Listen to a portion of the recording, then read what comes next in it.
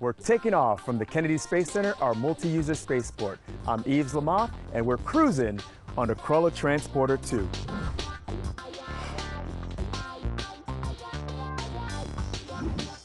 With us today is John Giles, the Crawler Transporter Project Manager, here to tell us a little bit more about the crawler. What exactly is the Crawler Transporter used for? We will take the launch vehicles out to the pad and the ML and whatever anybody asks us to. And we've been doing it for over 50 years. Everything that's launched from pad 39A or B rode out there on one of our two crawlers. So the Crawler Transporter is massive, and you said it goes at a top speed of 2 miles an hour. Is it because of how heavy it is? How much does the Crawler Transporter weigh? So the crawler itself weighs about 6.6 million pounds, which is actually kind of small compared to we carry things that are 10, 12, 14 million pounds.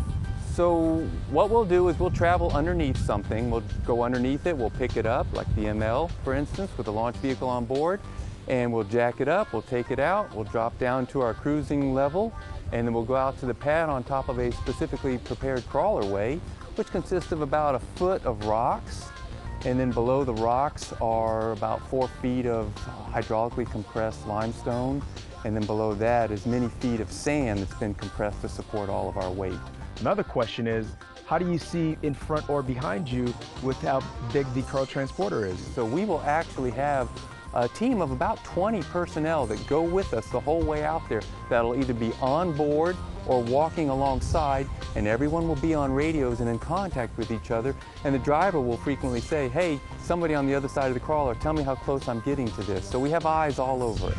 So one of the things that I've noticed is the pad, it goes up a hill, so to speak. So how does the Crawler Transporter handle bringing the rocket up there without it tipping over? So the crawler has its own unique leveling system on it, and once it determines that we're out of level, we have what we call a GEL system, which stands for Jacking, Equalization, and Leveling, and it's basically a hydraulic system that once it's told by the manometer system to level us, will actually make adjustments and keep us at whatever level we want to be. So the incline going up to the pad is about 5 degrees. So as we go up to it, the crawler will actually articulate 5 degrees, so it keeps the ML and the launch vehicle on top. So here we are in the engine room, what takes the Crawler Transporter from point A to point B. This is a very large engine, seems quite complex. What are the specs on it? So this is an original engine that came out of a locomotive back in the 1960s. That's why you see ALCO here, American Locomotive Company. Same engine that would have rolled a locomotive down the tracks back then. It's V16, turbocharged, 2,750 horsepower. So with an engine this size, how many gallons of gas does it take to operate it? It takes a lot of gallons. We run on diesel, not gas. We carry our own onboard gas with us. We have 2 separate tanks, and they carry a total of 5,000 gallons of diesel fuel. 5,000 gallons. Now, how many miles per gallon does the Crawler Transporter get? I'd like to say we get lots of miles per gallon, but it's really only 32 feet per gallon. What exactly is this room used for? So we're standing in the control room, and this is where the engineers will sit while we're rolling.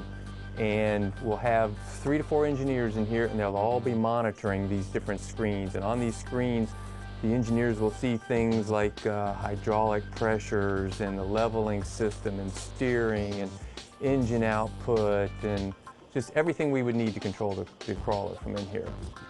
So this is the Crawler Transporter driver's cabin.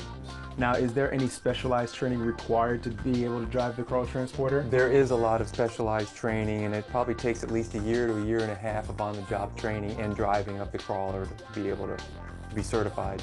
Now, if you don't tell anyone, will you let me take it for a ride? We'll let you sit in the chair, but I don't know if I'll be able to talk anybody into letting you take it for a ride, though. So maybe after 1 year of training? We'll start you in the next training class.